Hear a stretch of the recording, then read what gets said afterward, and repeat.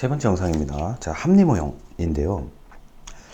278쪽의 맨 아래줄 좀 읽을게요. 자, 합리 모형이란 인간이 고도의 합리성에 따라 행동하고 결정하는 존재다. 자, 따라서 이 모형은 인간이 합리적으로 행동하는 것을 전제로 하고 있다. 자, 279쪽입니다. 맨 위에 줄이었어요. 그래서 정책 결정자가 아주 똑똑해서 주어진 상황 안에서 목표를 달성하기 위해서 최선의 정책 대안을 결정한다고 보는 모습입니다. 자, 여기서 말하는 건 합리 모형은 자, 동그라미 1번부터 6번까지, 5번까지요. 이 합리 모형을 주장하는 학자들은 정책 결정자가 동그라미 1번 매우 똑똑하다라고 가정합니다. 인간은 합리적이다.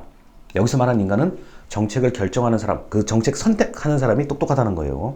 자, 두 번째, 자, 목표를 무조건 달성하기 위해서 노력하는 사람, 모든 정보를 수집하고 모든 자료를 수집하고 이런 것들을 할 수 있다고 보는 겁니다. 자, 동그라미 3번, 자, 인간의 능력에 대한 신뢰인데 정책을 결정하는 사람은 모든 정보를 다 본인이 소화할 수 있다고 믿는 겁니다. 자, 그리고 동그라미 4번 대안의 비교 기준. 여러 가지 수많은 대안들인데 이걸 전부 다 비교 분석해서 가장 베스트 요걸로 결정하면 문제가 해결될 거다라고 보는 게 합리 모형의 시각입니다. 자, 그래서 다섯 번째, 문제 해결, 목표 달성을 위한 가장 우수한, 자, 베스트 정책 결정을 한다는 게 바로 합리 모형의 이제 발상인 건데, 이 문제는, 자, 합리 모형이 좋아요. 합리 모형이 좋은데, 이게 이제 이상적인 모형이라는 비판을 받습니다. 왜냐하면은 그렇게 똑똑한 정책 결정자가 많이 없다는 거하고 어떻게 모든 정보와 자료를 모아서 그걸 다 비교 분석해서 결정을 하느냐. 그러기에는 인간의 능력도 없고 특히나 시간이 부족하다. 인간이, 여러분도 한번 경험을 한번 되살려 보세요. 저도 마찬가지고 한 가지만 집중하면 참 좋겠는데 그게 그렇지가 않아요. 요거도 좀 했다가 급한 불도 꺼야 되고 갑자기 저기서 부르면 뭐도 해야 되고 정신이 산만해진다고요. 그렇기 때문에 합리 모형은 굉장히 이상적인 모형입니다. 그런데 이 합리 모형이 나타나기 전의 배경을 보셔야 돼요. 이게 1940년대쯤에 이제 나오기 시작한 건데 그 이전까지는 이게 주먹구구식이었다는 거예요. 그냥 뭐 높은 사람이 시키면 그대로 하는 거고 틀린 것도 그냥 하는 거고 그냥 뭐 대강 에이 나 몰라라 그냥 뭐 어떻게 되겠지 이런 생각을 가지고 해왔었던 시대에 갑자기 1940년대에 이제 그 세계 1차, 2차 대전이 벌어지고 그때 이게 미국식 그 모형이에요. 그러다 보니까 과학자들하고 수학자들이 전쟁을 이기기 위해서 무기를 많이 개발을 해요. 무기. 뭐 총 이런 거 있잖아요. 자, 이런 거를 개발을 하고 딱 그 시간에 맞춰서 탱크하고 이런 걸 생산을 해야 될 거 아닙니까? 이럴 때 많이 고민을 했던 모형이 합리 모형이에요. 자, 한 시간에 얼마를 만들어내고 이걸 어디까지 수출을 해야 되고 어디까지 보급을 해야 되고 자, 그 다음에 전쟁에 이기기 위해서는 어떻게 할 것인가 굉장히 고민을 많이 했던 거예요. 당시에요. 수많은 첩보, 정보, 그 다음에 적군이 무슨 얘기를 하는지 들어야 될 거 아닙니까? 도청 같은 거 해가지고요. 이런 엄청난 자료들을 다 소화를 하다 보니까 전쟁이 이기죠. 미국이 전쟁이 이제 세계 1차, 2차 대전에 완벽하게 승리를 하게 됩니다. 그러니 그때 했었던 그 방식을 어디에 도입한다? 정부에도 도입을 해보자는 거예요. 그러니까 예전에 과학자나 수학자와 같은 극소수로 똑똑한 사람들이 계획하고 결정했던 그 모델을 그대로 정부에 한번 해보자고 한 게 바로 합리 모형이라고 할 수 있겠습니다. 자, 논리적으로는 틀린 말이 아닙니다. 원래는 모든 정보를 다 모아서 모두 다 분석하고 비교 분석해가지고 결정을 하는 게 맞는 거죠. 그런데 실제로는 쉽지가 않다. 자, 그리고 이제 만족 모형 280쪽입니다. 자, 이게 만족 모형의 만족이라는 단어가 굉장히 어려운 얘기예요. 무슨 말이냐? 여기서의 만족 모형의 만족은 정책 결정자가 만족스러운 상태에서 결정한 거예요. 무슨 말이다? 야, 요 정도면 정책 결정자인 제가 이 정도면 내가 만족할 수 있어. 이게 만족이에요. 이게 국민들이 만족한다의 개념이 아니라 정책 결정자가 이 정도 수준에서 만족했어. 그래서 이걸로 할 거야. 이게 만족이에요. 이게 헷갈리시면 안 됩니다. 자, 그러다 보니까 280쪽에 동그라미 1번이 중요한 단어입니다. 자, 제한된 합리성. 자, 이거는 합리성이 있기는 한데 제한되었다. 그러니까 다시 말해서 정책 결정자가 할 수 있을 만큼 최대한 노력을 해요. 단 바로 이전에, 바로 직전에 합리 모형처럼 모든 것을 탐색하지는 못해요. 왜냐? 인간은 한계가 있다. 이 전제를 해요. 한계가 있기 때문에 할 수 있을 만큼 노력할 수 있을 만큼을 다 모아서 자, 결정한다. 제한된 수준에서 의사 결정을 한다는 게 바로 제한된 합리성에 따른 만족 모형입니다.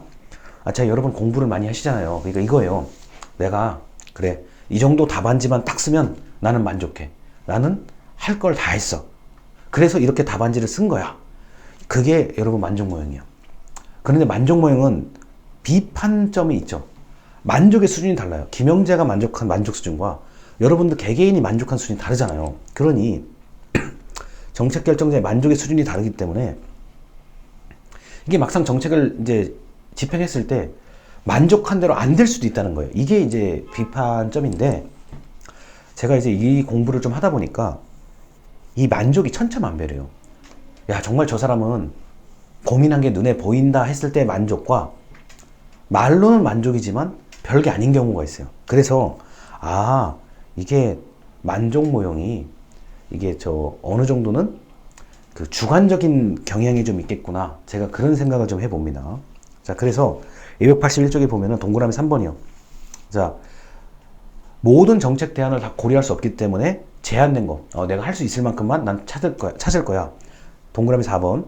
자, 그 중에서 만족스러운 대안을 찾으면,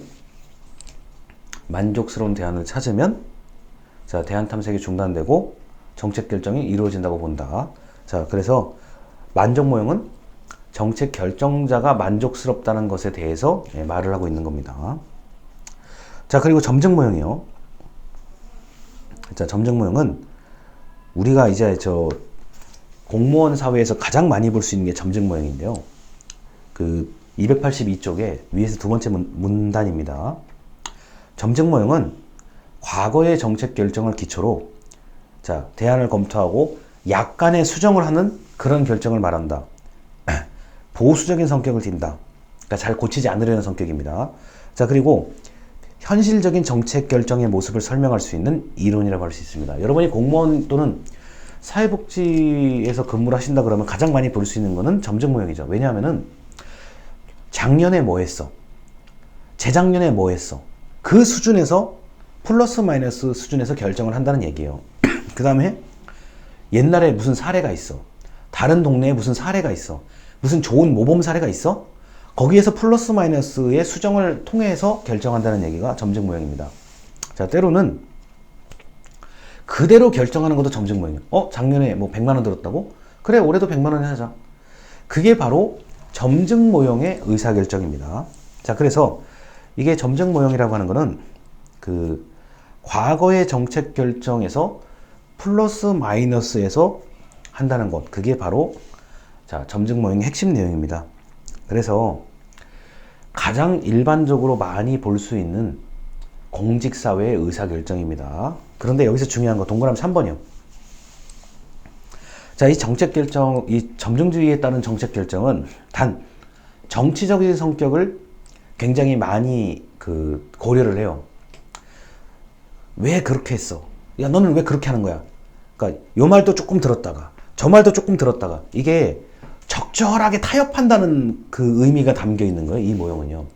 그래서 첫 번째, 자, 과거의 사례를 참조한다. 그게 맞는 얘기고요. 두 번째, 참조하는 것까지는 좋은데 주변의 다른 이해관계자의 의견을 적당하게 타협해서 결정한다는 의미가 담겨 있어요. 그래서 그래, 네가 말한 거 좀 들어줄게.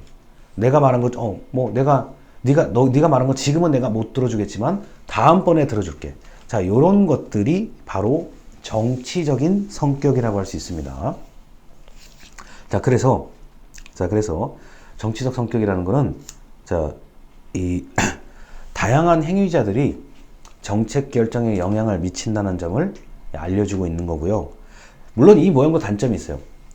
급박하게 벌어지는 사건에 대해서는 또는 처음 해보는 일 같은 경우는 이거는 이 모형은 안 맞습니다. 기존의 것을 좀 참고를 많이 하는 모형이기 때문에 갑자기 생겨난 일 그리고 새롭게 해야 되는 일에 대해서는 점증 모형적 발상이 안 맞습니다. 자, 그래서 여기까지 점증 모형, 만족 모형, 합리 모형이 요게 이 정책 결정에서는 굉장히 중요한 의사결정 모형이라고 얘기를 해요. 그런데 이게 여기 계신 분들 입장에서는 이런 걸 본 적이 없는데 이거를 이제 공부를 하려고 하시니 상당히 어렵다는 걸 제가 알고 있습니다. 자, 그래서 이 정도까지 해서 설명을 마치고 다음 영상으로 넘어가겠습니다. 감사합니다.